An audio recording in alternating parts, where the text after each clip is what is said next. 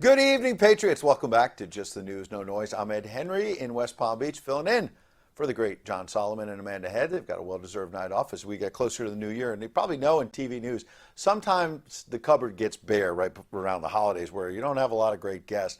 And that would be the reason why for the third straight night, Damon Roberts Live from Studio 6B. I think I might have called you Damon Robbins. I was thinking about Tony Robbins, and he's got that book, Awaken the Giant Within. You're a giant of broadcast television. I think I was thinking about Tony Robbins and you. Yeah. You were doing something there. I mean, I don't know how you're going to win a golf tournament if you don't even know who the hell you're playing against, but that's another story, I guess. We might have the RAV. We're talking about the RAV Open in 2023. We're going to play golf. And, you have a problem because I've got Zen Jr., I got the boss's son, and he's a ringer, and I'm just going to keep that quiet about that. And you've got this Papa Nolan guy that people have compared to Luca Brasi, this Long Island guy. And he is out there, boasting about his score. He's 10 under, he's 14 under.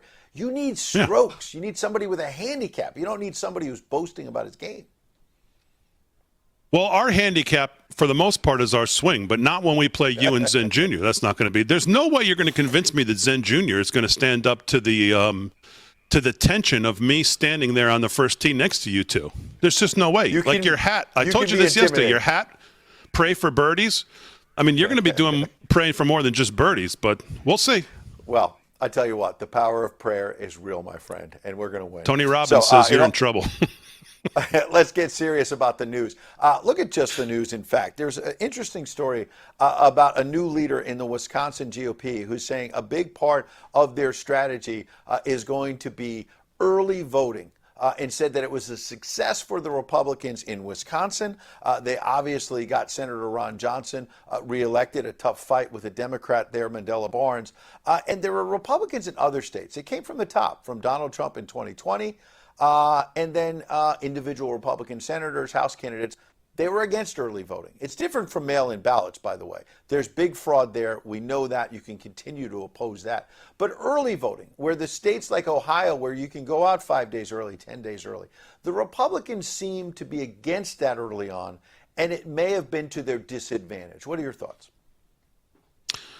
Yeah, I mean, whatever the Republicans are feeling about anything right now, I don't take too seriously. Look at their leadership, look at everything. If they're against it, I don't know if they're maybe not paying attention. You look at Ronna McDaniel, I don't know if she's paying attention. 2018, 2020, 22, all losses.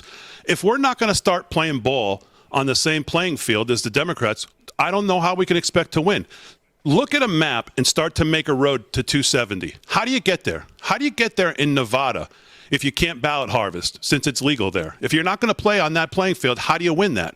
How do you win in some of these places if you're not going to start to play on the same playing field that the Democrats play on? If you're not going to do early voting, if you're not going to ballot harvest legally where it's legal, I don't know how you make a road to 270 if you can't win Pennsylvania, you can't win Michigan, you can't win Nevada. You have a hard time in Arizona, although we did well in other parts of Arizona other than the governorship. But how do you get there?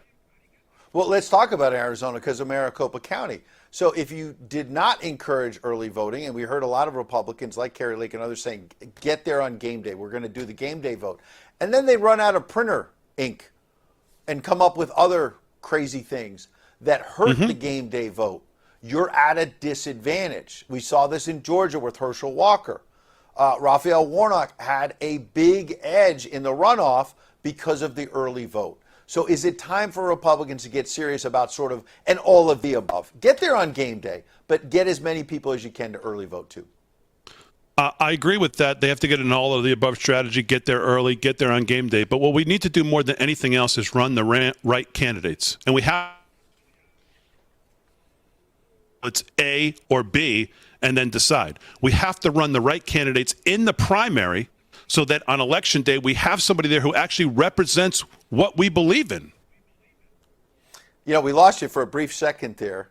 It might have been a hiccup. And it was like a Tony Robbins moment where you were awakening the giant. Is Zen Jr. at the controls down there? It might be. He's actually here, and I hope that there's not some gremlins in the system because of him. Let's move on to another debacle, which would be the vaccine. And You pointed this out to me because I've been trying to cover this from all angles. We talked about it at the top of this broadcast with Wayne Allen Root. The number of people dying suddenly, it's despicable what's happening. It's despicable how big tech was working with the government to suppress free speech for people like Wayne Allen Root to speak out. But look at this study that you pointed out to me before the show. Brand new study, we'll put it up. It's basically suggesting, as I understand it, that when you get the third jab in particular, it really messes with your immune system. Now, we've known bits and pieces here, but this is now getting more and more specific and more horrifying. What are your thoughts? My thoughts are it's the biggest story of our time, and the Republican Party doesn't seem to want to touch it. The Republican Party tells us about all of the committees they're going to start, and seemingly vaccine injury never seems to be one of them. And I've done a lot of following of Daniel Horowitz's writing on this, and all of these other doctors like Martin Kuldroff and obviously Pierre Corey and all these doctors who have talked about this. And by the way, Tony Fauci talked about this as well years ago, not when it related to COVID, but he said the worst thing you can do is vaccinate somebody and have the vaccine actually make what you're trying to vaccinate them against, make it more susceptible to them to get it, and then actually churn out a different strain. And what Daniel Horowitz says in this article is, has anyone realized that COVID, have you asked yourself, why does COVID never seem to be ending? Why is it that it doesn't end? And he's saying now there's proof that these three spike proteins in these vaccines, what it's actually doing is causing your immune system to actually misfire, thereby creating an endless feedback loop of viral immune escape. And some doctors have been talking about this for a long time, this viral immune escape and suppressing the immune system and making you more susceptible to actually what we're trying to save you against. And now there's more and more effort. It's the biggest story of our time. Nobody wants to cover it, most of all, the Republicans. Well, we're talking about it here on Real America's Voice, but I get your point. If you try to talk about it in the mainstream media, they want to give you a tinfoil hat.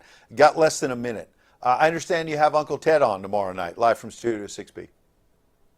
It's going to be out of control. Ted Nugent, live from Studio 6B, 8:30 tomorrow night. And he's got a special tomorrow night right after us at 9. We're actually going to give up our second hour so Uncle Ted can go from 9 to 10. It's going to be pretty wild. Ted Nugent and Tony Robbins, what could go wrong? Damon Roberts, Happy New Year. Not as much as going to go wrong for you on the golf course, I'll tell you that. we shall see, my friend. Happy New Year. In the meantime, coming up, my buddies from American Sunrise, Karen Turk, Terrence Bates, they're here with a look back at the biggest political stories of the year. Come on.